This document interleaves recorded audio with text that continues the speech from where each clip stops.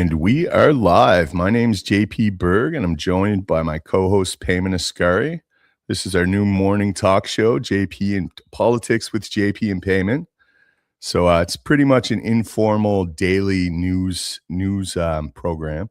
So we're going to go through some of the relevant stories each day. Today, I think it's definitely relevant that Canada has a new Governor General. Louise Arbour was named Canada's next Governor General. She's like super pro mass migration. Another story we'll be going over is an additional $1.5 billion relief package for industries hit by U.S. tariffs. So Carney's just digging us deeper into debt. There was a weird hantavirus outbreak on a quarantined cruise ship that the media is kind of foaming at the mouth over. A lot of people are suggesting it could be a prelude to another lockdown. And in the Middle East, Israel is still striking civilians and infrastructure in South Lebanon despite the ceasefire. So I guess we'll start with the Governor General, Peyman. Have you heard anything about this lady? No, I'm not following politics as closely because it's just it's par for the course. I was thinking more. Our knee-jerk reaction is to say that this is why we need more elected officials, because this woman is appointed and we have so many appointments in Canada as opposed to the US. But I just like to point out that even if she ran for the office of Governor General, she would probably still win if she ran on the Liberal ticket. The problem is it's the uneducated electorate that, I mean, it's tempting to say that she was appointed, not elected, but somebody did elect Carney. And Carney's the one doing this. So until people recognize that these people, they're taking the country in the wrong direction, in a more collectivist statist direction, as opposed to an individual direction, this pattern will continue. I think it's also relevant. Like we were discussing this last night on PST, like, is it significant if they're appointed or if they're directly voted for? I think the most relevant aspect is, are they decent people? Are they there to serve the public and represent the public interest? Because you could do that as an appointee as easily as you could as an elected official. And I don't think there's anything that indicates one way is better than the other. It speaks to a broader issue. When you say, are they decent people, the concept of decent, what does that mean? Because right now she's pushing mass immigration, and I'm guessing a majority or a sizable minority of Canada has been brainwashed by all of this, programming, education, propaganda campaign pushed through the CBC to believe that we have an aging population, we have a labor shortage, immigrants are our strength, immigrants bring more to the country than they take out. And they gobble this stuff up, and then they go to the, they go to the polls, they go to the elections, and they vote for people that support mass immigration. Yeah, it definitely speaks to some of the underlying issues. Like when you say decency, it's like you still have to define it. After that, there is no objective good or bad in the moral relativistic West, right? Because decent to me would mean that you actually have a genuine concern about the people you're representing, and you want to do what's best for them or what will help them prosper. Or in our instance, and we're biased, retain more agency, have more agency as citizens in the country. But you're absolutely right. To them and their perspective, to be decent would be to bring more mass migration in, because they truly believe that's the solution, or at least that's how they're selling it. Like it's a tough one because you say decency. So if you have an immigrant family that's come in, they're different color, hairstyle, whatever, you want to be decent to the mother, to the father, to the children. Like you don't want to say hurtful things to them in public. And they're weaponizing that sense of the empathy that the Canadians have to harm the country by bringing in more people than the country can absorb. That's what this is really about. It's not about the individual immigrants that they're bringing in. It's about the effect that it's going to have on the whole. Yeah, I agree. And they're scrambling to do this because it's reliant on GDP, even though it kind of GDP in and of itself is questionable. But I mean, that's what they're basing it on. GDP per capita is plummeting, but overall GDP goes up when they bring more people in. It's like a quick fix in my estimation. And we can go back to the governor general specifically in a moment, but I blame the voters themselves. This is about wanting to my mind, this is about slavery. So you want to take down the cost of tomatoes. So you want to bring people that will work for slave labor picking those tomatoes. But then those people need healthcare. But you don't want to give them healthcare because it's coming out of your tax dollars. But if you don't give them healthcare, either the company that hires them has to, pay $10,000 for healthcare insurance, which gets added to the cost of tomatoes, or the slave labor has to pay out of pocket, in which case they want a higher salary. People want their cake and they want to eat it too. Yeah, that's accurate. And to mention that word, it's not even hyperbolous. I read a study from the UN. Now, I'm not a super fan of the studies that come out of the UN, but it was being critical of Canada's temporary worker program, and it was saying it's akin to an accepted modern version of slavery. And it is. I mean, even in Canada, the quality of life at the working class level, I don't think people understand. Working class people are having to share small apartments. I mean, they're having to carpool. They're having to make mad sacrifices just in order to keep your head above water. Yeah, so I should have been clear when I said the voter, I was talking about the middle class voter. There's an infamous video of this guy in California, I don't know, white guy, 50 to 60, living on a big plot of land. And he's like, to all these people that are against immigration, who do you think is going to mow your lawn? Who's going to do your laundry? Who's going to pick your food? It's like to him, he's basically saying that these are not people. They're just, a slave labor force. I've been hearing those arguments for years. I have the same reaction as you kind of relayed there. It's shocking. Like, what do you mean? Who's going to do all this stuff? The same people that have done it since the beginning of the country. The big problem, and here's the reality of the situation. There is a demographic crisis. Like where our replacement population, our replacement levels are nowhere near where they would have to be in order to keep the whole thing going. So and I get onto this a lot, but it's seemingly it's the common sense solution is to have natalist policies to very much incentivize the people in your country to have more children. Then you have that 18-year window to reinforce the infrastructure. It's not overwhelming the housing market, the healthcare system, and it's just the natural way to do it. But a lot of people say this now, as I have been the last couple of years. It's almost like we're not a nation with people and citizens. We're just an economic zone. It's just a district with certain rules of commerce. And like once, oh, well, there's not enough people, we'll just bring in more, right? We're just numbers now, essentially. You're absolutely right. We're just numbers. It's what you call it's a commerce zone, but it has to do with this concept of GDP that Derek Salone hit on. We shifted from being a country with a culture to being a country with a GDP. And when you have a country that's with a GDP and your only aim is to increase the GDP so that ultimately the bankers can give you bigger loans and get more returns on their investment.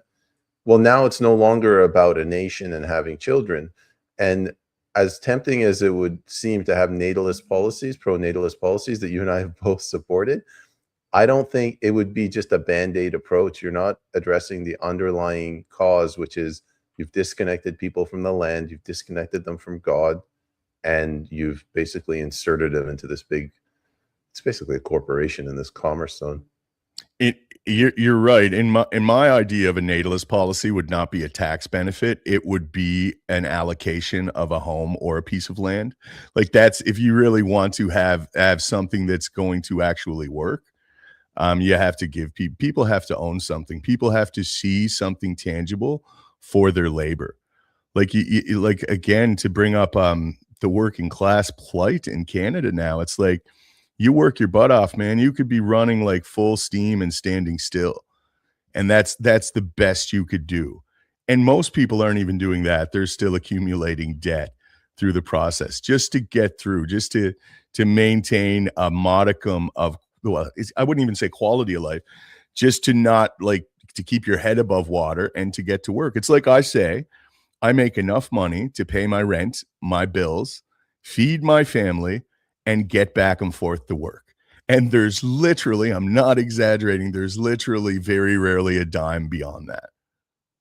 This is why people like Mamdani and Bernie Sanders have gotten a leg up, because they're offering a solution. Whereas on the other side, the Republicans, the Conservative Party, they're basically saying nothing to see here. You know, we have democracy, we have free markets. Meanwhile, what we have is like a public-private partnership where the government is making it impossible for people to own their land, and then the people sell that land to Brookfield or BlackRock or Vanguard. So nobody owns land. And it's getting worse and worse, and somebody needs to come in, and I pray to God it's not a Mamdani who says we need to nationalize the land, but somebody needs to, as you say, give people land. Like I don't want to use the Hitler word, but just there's a lot of land in Canada. Why are youth not able to get land? Yeah, 100%. And this is as much as I truly feel that's accurate, and that's the one of the few pragmatic solutions that I feel would potentially work to mitigate some of the issues we're seeing. I don't think we will see it. It's like that's what they're holding, especially in Canada, where they're all crown lands. And now there's all of this confusion with DERPA and UNDRIP. That's seemingly the way they're looking to expropriate a lot of these lands. So I don't know, man, what's going on. It's every day it just kind of becomes more surreal to observe.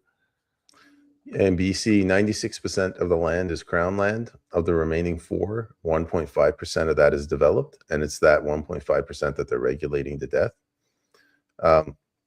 Going back to the Governor General, I understand it's a ceremonial role, but we saw during the Trudeau administration that it could have disastrous effects, like with the proroguing of Parliament.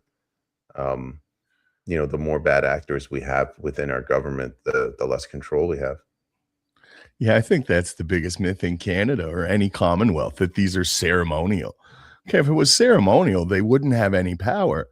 This lady shut down our parliament, the previous Governor General. I mean, that's mad power. They have a lot of influence. That's just like the Privy Council or the Crown Corporation. Like these things none of this is symbolic. Like we're very much in this system, in my estimation. Yeah, it goes back to what we started with. It's not even the fact that they're not elected, because in America they have way more elected offices, and George Soros is running the show down there. The problem is that it's a big group, as George Carlin said, and you and I were not in it. Yeah, that's about as good as that can be said. I find myself going back to George Carlin lately and just being in awe. Like what's more clear now, he saw 20 years ago. And then I noticed like some of Mark Twain's musings, political musings. It's like, no, it goes back about 150 years. Then it's starting to like, well, it was always like this. The people were not as informed now. I think the internet, I think a lot of what's happened over the last 10 years with some of the confusion geopolitically, I think we've been able to get a better perspective of how the power really works. And surprising to me, it really was like, I don't think democracy is real. I think there's powerful factors that are more relevant in influencing the change we see in our societies. Yeah, the word they use is sovereignty. So of the US, they say after George H.W. Bush, they completely stopped being sovereign, which is another way of saying the lobbyists took over. Yeah, I think that's pretty accurate. So the next item was another $1.5 billion relief package for industries hit by U.S. tariffs. So, I mean, essentially, Mark Carney's not endeavoring to fix this. He's using debt bandages. He's just furthering us into debt with these little temporary fixes. Like it's crazy to watch. It is, but people who work for government, they don't, in my mind, they don't pay taxes. On paper, they pay taxes, but government just raises their salary artificially because they're the ones that they're hiring themselves. So if you and I were going to hire ourselves using somebody else's money and we had to pay that somebody a vig, well, we just factor that in. So if we want 100 grand, we ask for 150,000 and we pay them the 50 grand. So the government doesn't pay the taxes. You and I are the ones that are paying the taxes. He's getting a loan out in our name and he's handing it over to his buddies in the bureaucracy. Yeah. When you look at what's went to Ukraine thus far, 26 billion roughly. When you look at this sovereign debt fund, which is a credit card essentially for Canada, all of these relief packages, and what really is concerning is these aren't solutions. 1.5 billion, it's just buying you time. It's not a solution that's going to practically resolve the issue that we have. And our economy is integrated with America. I don't know, you could love or hate that, but to change that, it's almost impossible in my estimation. Yeah, but it's not even that it's not it is a solution from their perspective, but they're kicking the can down the road. All the bureaucrats, they got into a meeting. They're like, guys, the system is going to collapse at some point and we're not going to get a salary anymore for sitting on our butts and doing nothing. They're like, all right, fine, but let's keep it going for as long as we can, and let's postpone that until whenever. That's what it seems like to me. It seems like what we're doing is delaying the inevitable. And it's like some big crash, something is going to happen. And that's what my take is on it. Yeah, I mean, like $1.5 billion for a relief package. I imagine that sounds a lot like COVID. You cause a problem, and then you print money, so you tax the people to solve the problem. We're all just waiting for that hero to stand up and be like, excuse me, how about we just get rid of you? We get you out of the way, and us productive people, we go back to work. Yeah, that's the obvious fix. It's so convoluted. We were discussing this in yesterday's episode, some of the complexity into the language used and some of the concepts. It keeps people from even being able to delve into these issues and look at them. And you hear some of this neo-monetary policy. Yeah, we could just print enough money and give enough printed money to everyone, and it'll just all take care of itself. It's like, that's so ludicrous to me.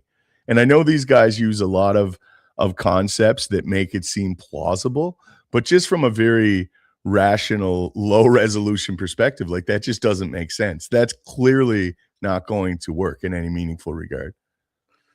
Well, economists, they're kind of like lawyers. The only way that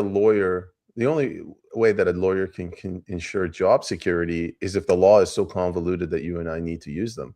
Same thing with an economist. The only way people can believe their lies is if they make it really, really complicated and then tell, you, JP, you're an idiot. You don't understand it. So why don't you just stay out of this? But yeah, it's his default mode. He doesn't know what else to do. Yeah, that's the true technocratic sentiment. Like, and when I say technocracy, I mean like a board of experts that make all the decisions, but that's what they want you to feel like. They want you to feel that disenfranchised, that absent agency, that you don't even dare speak to these issues. You know what I mean? You dumb peasant. You don't know of these lofty issues. Like, and that's where people are. And we feel that social pressure. We've seen it entirely during COVID. If the minute you would have a question like, well, how effective are these little paper masks we're wearing? Don't you think this is performative? You're an idiot. You're not qualified to have an opinion. And that's what they want to pervade through the culture. So we just feel that and shut up and go along with it. You're right. It is a technocracy angle. This has been going on for a long time. Like, we need the anointed expert class, the vanguards, to run everything. But you talk to a child, even as young as 9, they kind of understand, what do you mean you can just print money? If you can print money, like, who's growing the food? There's a basic question. Like at the end of the day, the money has to buy something. Who's producing that something if we're just printing money? And what necessitates productivity? Like, the biggest problem in a lot of these so-called utopian projects is if everyone's getting the same amount of money, what's the impetus to get up and work hard? Where does like new development come from? Where are people that are grinding? If everyone just has that, like if you don't have a mechanism to necessitate productivity, it's going to stagnate. That's one of my biggest criticisms with any system like that.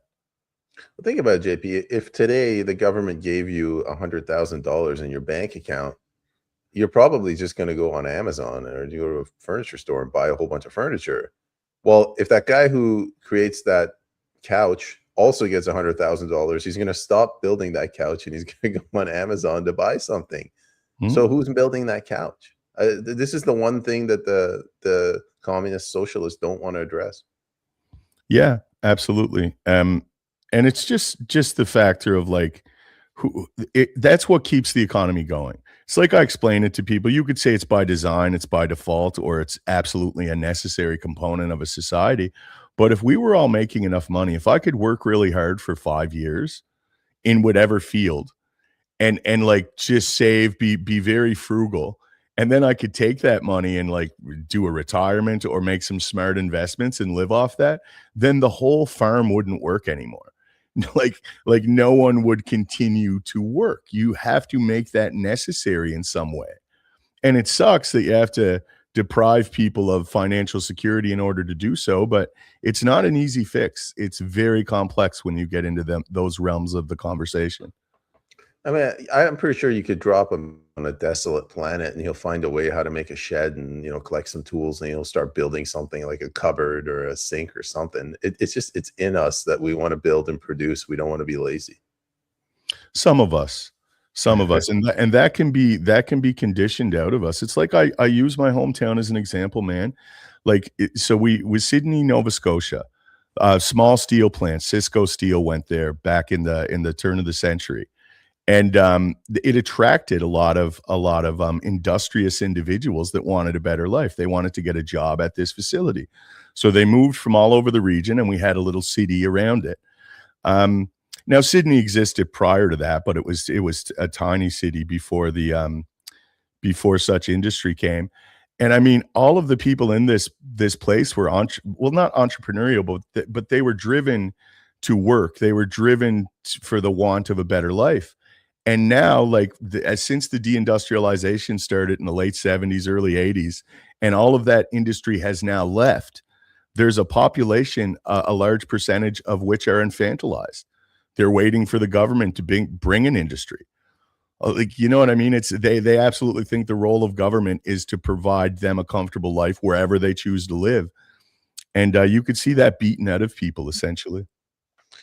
Carney is a banker, so I don't think he's an ideologue to a certain extent. And he was looking at the books and he sees that Canada is insolvent, and this $1.5 billion loan is as a way to prop it up for a while. So somewhat he is trying to help the country, but ultimately I think the majority of that money is going to end up into the pockets of the people that you refer to that deindustrialize the country. And I'm talking about these green NGOs, these activists, these zealots. They're going to use our money to further destroy the country. Yeah, this whole concept of man-made climate change, anthropogenic climate change is utterly ludicrous. I've seen countless studies. There's a plethora of well-credentialed academics and scientists that have refuted this in a multitude of different ways. A lot of parts of the world are moving away from these policies, but Canada and the Commonwealth countries are doubling down. So I mean, it's pretty shocking to see, but it's like we say, and we don't say this with any joy. It's like no one's paying attention. There's no demand to say what are you guys doing? Like we're confused, we're demoralized seemingly, and these people are able to get away with anything. Yeah, it's the concept of moral superiority. Uh, Once upon a time, because of Christianity here in the West and the farming culture where I grew up in Iran, you felt morally superior for having like getting married, finding a woman, having children, and raising those children. Now that's not really morally superior. What is morally superior is, saving the planet. Like it's like your Captain Planet. And it's very difficult to win that fight because they come in and they scream at you and they call you a fascist.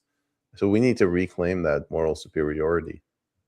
And that's very accurate, man. Because there's young people nowadays that feel like they're being greedy or selfish for wanting to have a family and a home.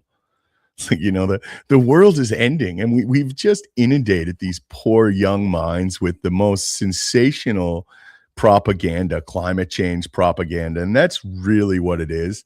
And the more you look into this, the more you see the narrative is shifting now. There's too many proponents of people that are calling this out for what it is. It's a scam. We don't have a climate crisis looming. We have a totalitarian crisis looming. And the climate is just one of the ways they're endeavoring to rationalize it. You know how you, me, our side, we had the trucker convoy. It just organically came together, and we could not deal with the pressure of the COVID mandates and the tyranny.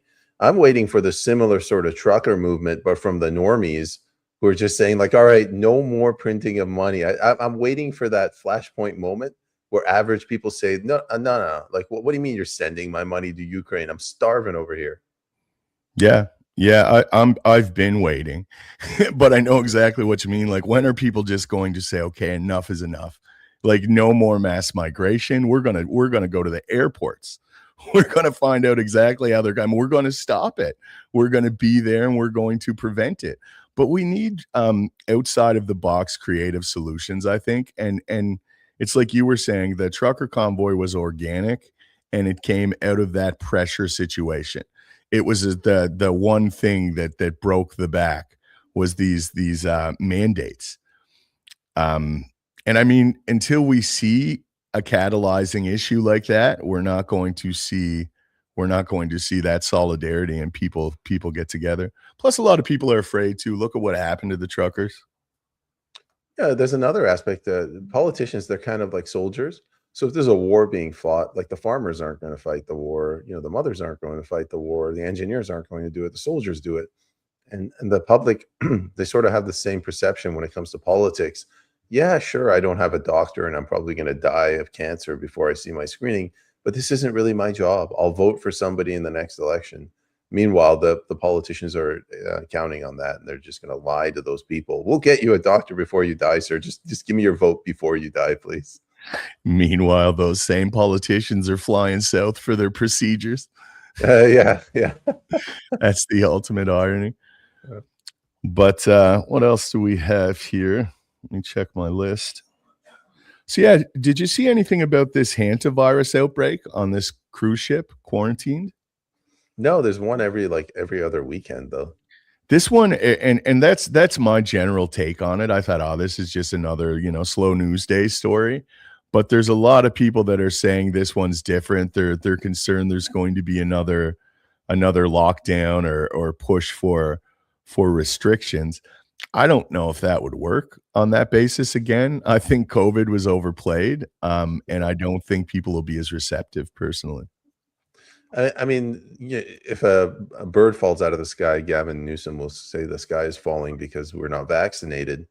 But the the left, as stupid as they are, I'm talking about the Democrats now in the US, I think they've learned their lesson. They're like, Donald Trump is his strongest when he's the victim, when we're attacking him. So if we play this same playbook again that we played in COVID, I don't think it would stick this time.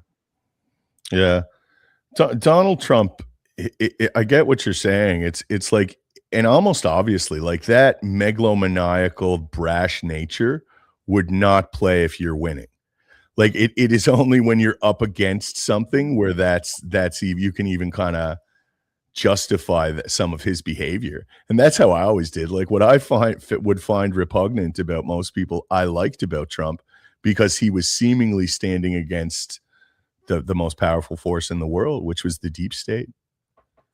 Right, and they tried to do the same thing with Biden, where Biden so Trump's playbook when he came in 2016 was, like, they called him fake news, and he threw it back in their face and said, you guys are fake news," and it stuck.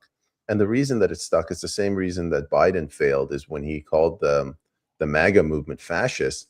Everybody recognized that it was at the time, the Democrats that were the fascists, because Donald Trump came in 26, he was going to be the savior. They stole the election from him in 2020. He would have been the savior. Now it's these evil Democrats. The reason that Donald Trump has lost steam is because he's turned into the very thing that he promised to destroy, which is, as you mentioned, the deep state. And we saw this during the invasion of Iran. Yeah, I agree with that entirely. That's that's a big problem for sure. And it's like I say this a lot, but it's again, it's worth repeating. It's like, is that just a show for the people? Because it doesn't seem to matter who gets in office. We always end up with John McCain. Foreign policy, the world hegemon aspect of it, the petrodollar, like these are seemingly out of the realm of the POTUS. Like they don't get to affect much influence in those realms. I think we sometimes we forget how full we are as individuals, and you and I, we assume everybody else in the world thinks like us. So we're like, okay, if we vote in Donald Trump, he'll go in and fix the system. Look at Dallas Brody. Like I would advise, if I was going to advise her today, I would say, get rid of these tribunals. Promise to purge the tribunals and put conservative-minded, level-headed people in there. But I don't know what the polling data is showing her. The majority of BC, especially the lower mainland, they might support deep down what the tribunals are doing. So what I'm trying to say is when you have rot amongst yourselves, the electorate, your culture is corrupted, it's a lot harder to fix. Yeah, so this is why we need pragmatic leaders with character and convictions. We need someone to lead us that's going to say, this is wrong. You're all wrong about this. I'm not looking at polling data to show me what's popular. I know what's right. You know what I mean? And to actually proactively convince people. Take a hard stance. Man, people would be so receptive of that if we had a politician that wasn't fake playing politics. And if they could do it with a modicum of grace. Like if they could do it without just being hyperbolic and let's not be the real conservatives. We're the real conservatives. Let's say like, hey, we want to be the real Canadians.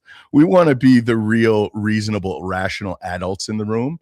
And we don't want to pander to either extreme end of this spectrum. And we want to look at some pragmatic steps for resolving our problems. That man, I would be standing up in applause for someone like that. And I'm afraid we're not going to see that because it's so systemically corrupted that that person would be weeded out. It's Pierre Poilievre. I mean, don't split the vote. Oh, feckless Pierre. He'll bring it home. He'll bring it home in 2075. He's bringing home those paychecks, that's for sure. You're describing like a Ron Paul figure, somebody who speaks the truth. I hope we get there. I think before that, we need to lay the foundation. So you need independent journalists. It could be somebody with a camera in a car.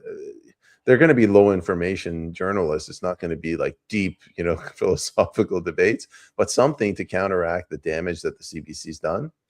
And I don't know how long that's going to take. I hope it takes 6 months. It might take 10 years. And then you get like a Ron Paul figure to come in. Yeah. And it's seemingly less likely to occur now because we got a little glimpse of hope when Elon opened up X. The first year Elon had X, it really was free speech. Like you could get on there, and if your content was good in the marketplace, if people reacted to your content, it would show more people your content. And that was a way for the true independent or true alternative voices to start to get their message out and start to share their perspectives. But that has been shut down entirely now, even on X. So, I mean, that was one of the best tools we would have to endeavor to do something as lofty as educating the people and undoing some of the CBC programming. And it's seemingly been taken from us. Yeah, I'm sure at the high level, they sat down Elon and they gave him a warning and told him how things are going to work. However, that at the mid and low level, it also impacts anybody who's trying to create an alternative solution. The GDPR, which was the precursor to whatever Orwellian speech legislation they have in Europe right now. The GDPR said that if you have a social media company, you have to have one dedicated staff to be like the information auditor. And they had really horrible, like 3% of your revenue, not even profit if you get fined. Well, what kind of a startup company can afford to hire somebody full-time just to respond to the GDPR? The anti-Semitism laws in the US is another one. Like you need to legal compliance.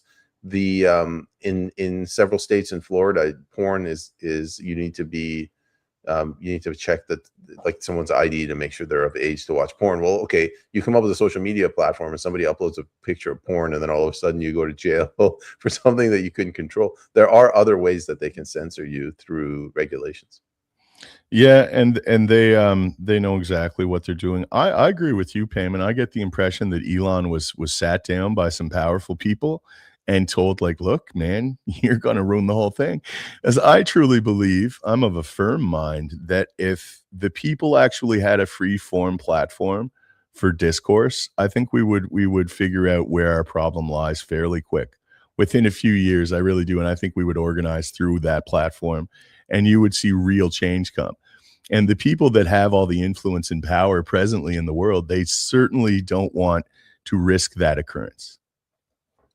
It's just a centralization of power. Technology, it's very easy to create something that's distributed. I mean, Nostr is a distributed social media platform, but it's just not polished. Nobody wants to use it. Iran, when when they had protests in Iran a couple of decades ago, or 15 years ago now, the government shut down the entire internet architecture. So they switched over to a Bluetooth point-to-point system. So you tap your phone, you drive like 300 miles, you get to the next city, and you it's like, the British are coming kind of thing. You could do that, but the powers that be then wouldn't have the control that they currently have. And there is some superior social media platforms presently that can't be algorithmically manipulated, one being Substack. But the problem with Substack is its popularity, its user base is not there yet. Once the masses go there, if that's what happens, if they go there or they gravitate to some other future platform, once the numbers make sense, the government's going to regulate it. The government, these powerful players, the supranational system, however it works, they're going to step in and say, look, dude, look what they did to the Telegram guy. They threw him in jail because he wouldn't provide Europe, I think it was France, with a backdoor to people's Telegram accounts.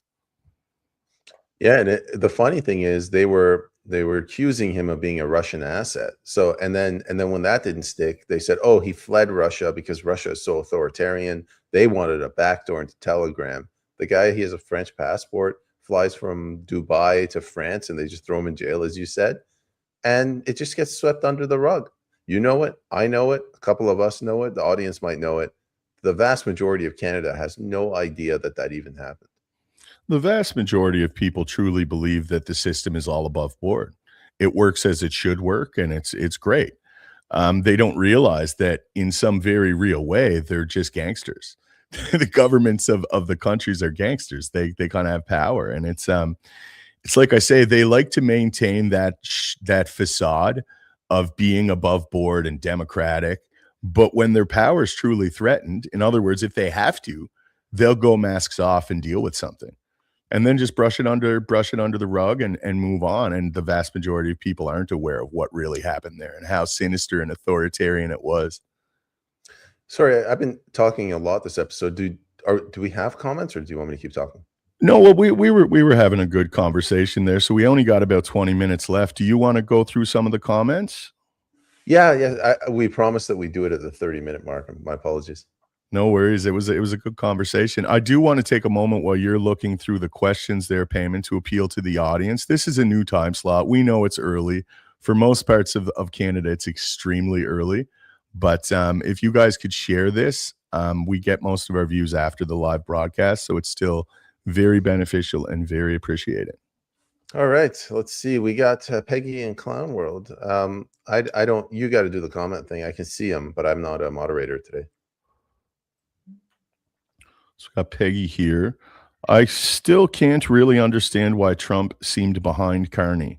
He seemed to prefer to have Carney.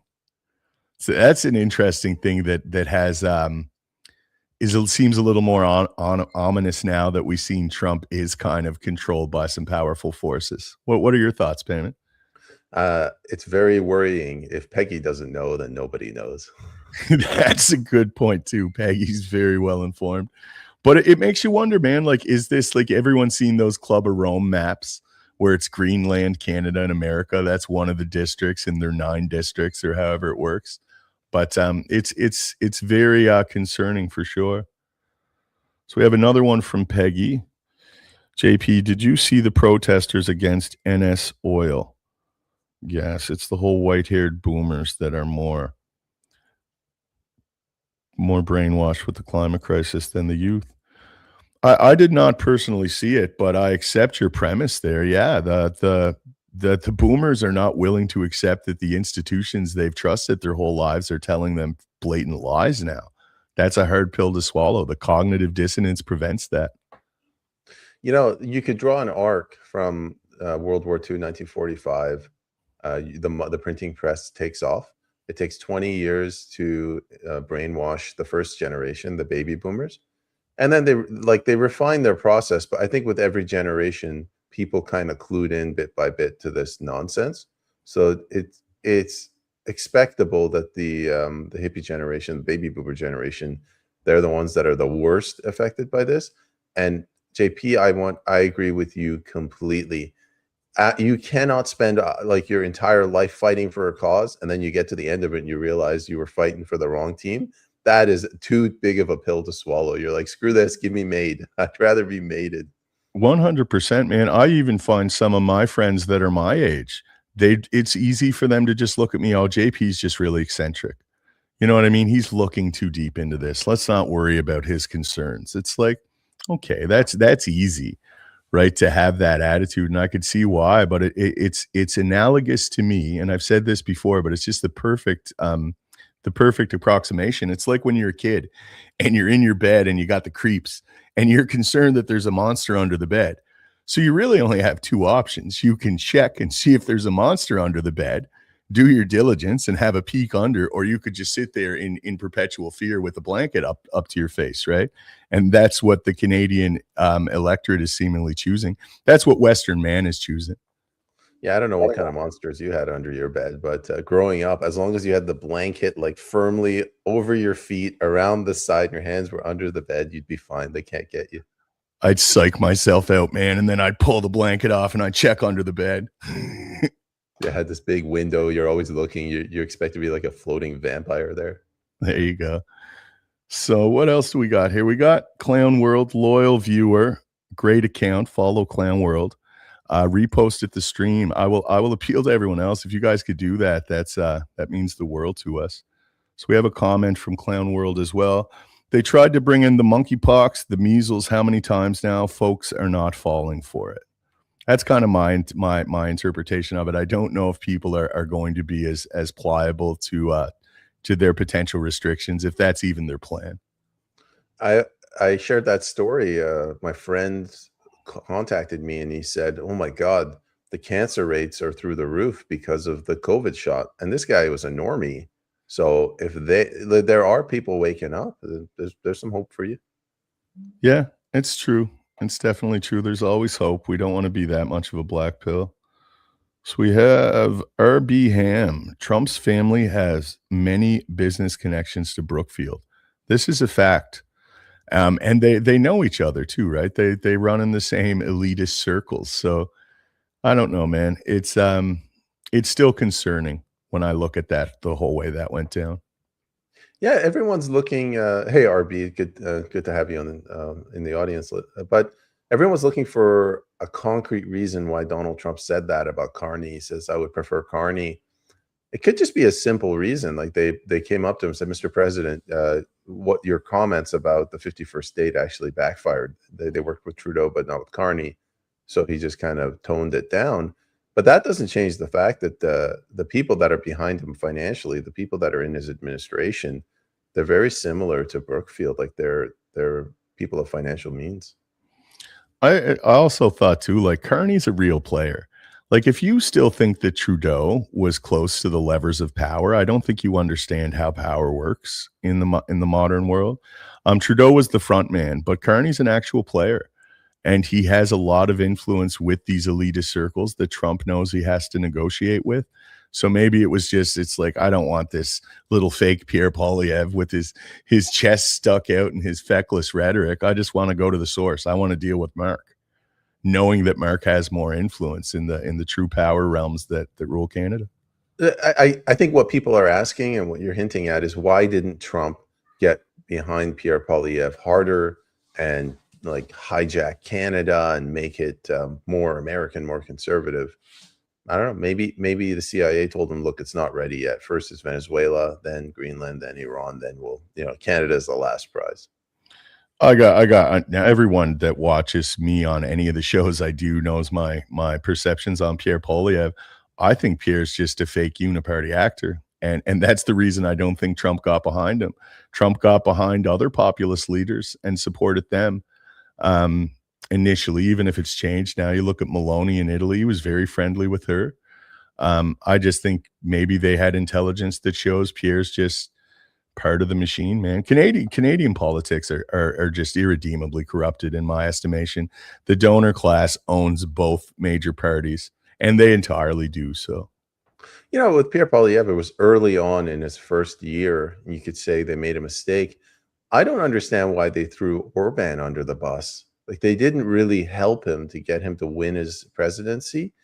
And they sent JD Vance over there. I'm like, why don't you send Trump? Like, Orban is a huge supporter of America First. Why would you just not abandon him? I heard some interesting theories on that, Peyman, that it was a big play and Orban wants to challenge Ursula for leadership of the EU in some regard. Like, I never looked in to follow up on some of these theories, but I read an article that was indicating this. Even the guy that got in, he was more secretly allied with Orban and wanting to take Europe in the direction that Hungary seemed to maintain, which is its national and Christian heritage. Yeah, as the saying goes, if you get on the conspiracy freeway, you can take any off ramp. I want to believe that, but a lot of these are faith based. Like, it's almost like a 1970s spy movie. Like, it's all these subplots. Well, and that's the thing, right? Well, the only thing that we know for sure, this is the most convoluted era to discern or to get information, and everyone who's disseminating information has varying motivations for disinforming or misinforming people. So it's never been this bad. But the one thing we can kind of realize is we're definitely being lied to. So, I mean, you kind of have to be speculative. So in this era, especially, if someone calls you a conspiracy theorist, they're just absolutely ignorant. That's indicative of profound ignorance.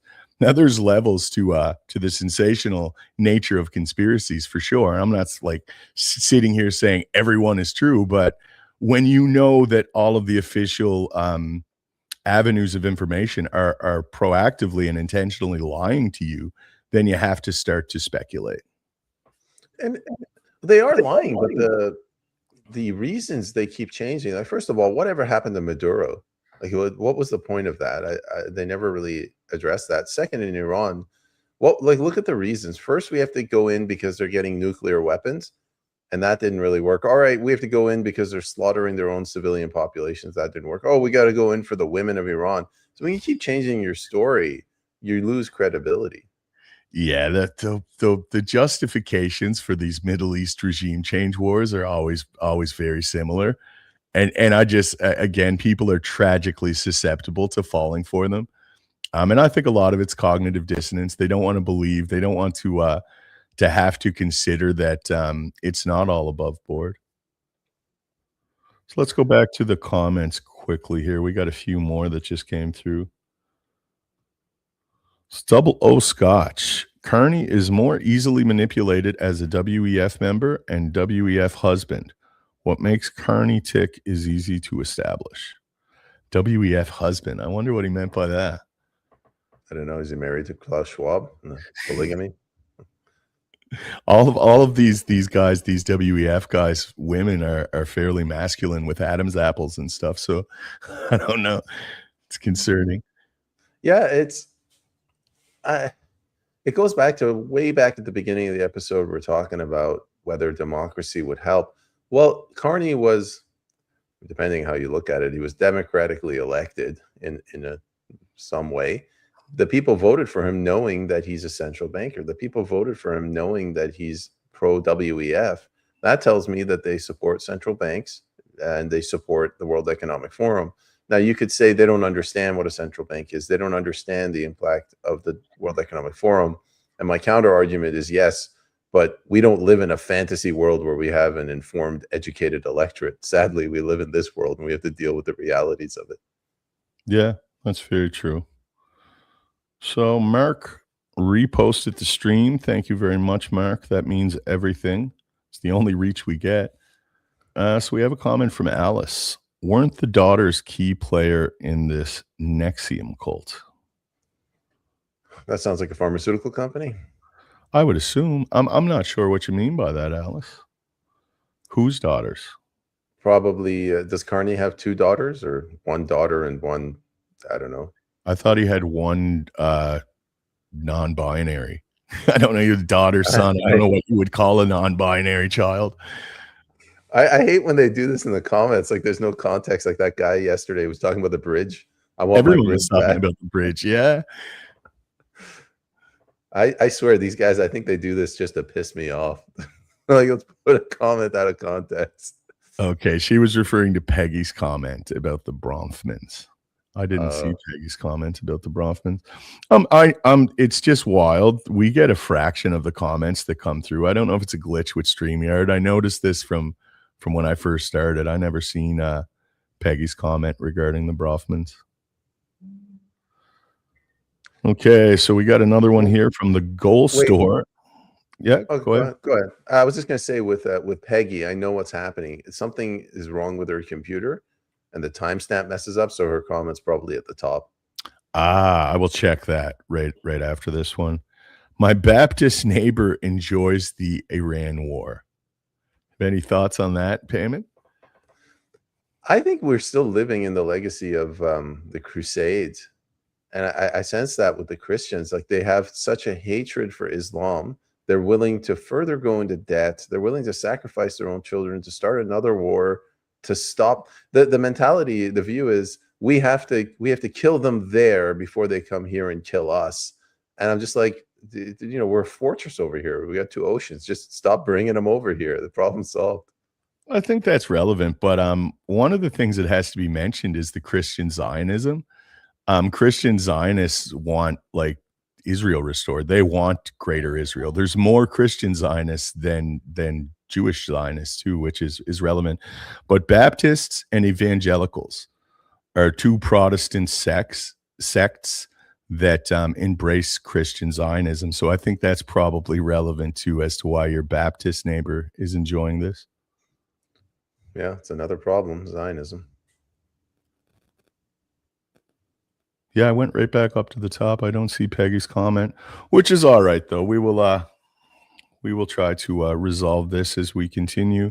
So that's about it, Peyman, from my end. Do you have any parting thoughts? You wanted to talk about Israel and what's going on?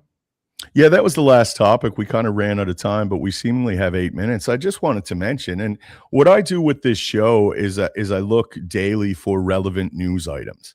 I'll get top 5 lists from different AI chatbots and stuff, and I'll then figure out what we want to talk about through the show. Israel is still striking civilians and civilian infrastructure in South Lebanon despite the ceasefire, and seemingly they have been the whole time. And it's the same way they did Gaza. Like they're then going in and they're destroying all of they're just turning it into rubble. It's like they're clearing it for construction. It's really pernicious to see. I don't know. I'm at a loss for words. I think this is reflecting really poorly on Vladimir Putin. His population is looking at him. He's like, all right, Israel goes in and just slaughters the people, bombs countries back to the Stone Age. Iran has shown that it can win the information war against the US. And what are you doing? You're conceding that you'll never win the information war. You're waging this special military operation that's been going on for years. You can't conquer a dumpy little country, and now they're attacking the refineries within our country. I think this is what they want. They want to provoke a reaction from Russia to create the image that it's a boogeyman. But I don't know. I don't like the way the West is going right now. No, well, it's again, and if you think in simplistic terms where there's good guys and bad guys, then you haven't really read history. You haven't read history properly, at least. There's a lot of complexity. These are very nuanced issues for sure. But I can't get behind that. I just can't support support any of this. I'm very anti-war, to top it off, but with that said, not in a pacifistic regard. There is standards for a just war, but targeting children and targeting, civilians and civilian infrastructure, that's just reprehensible and inexcusable as far as I'm concerned. And I don't like being any part of it. Yeah, but so I think what they've done with Israel, this was the long-term plan, is let's take a group of people and let's put them in a region that's volatile. And if it's not volatile, let's make it volatile.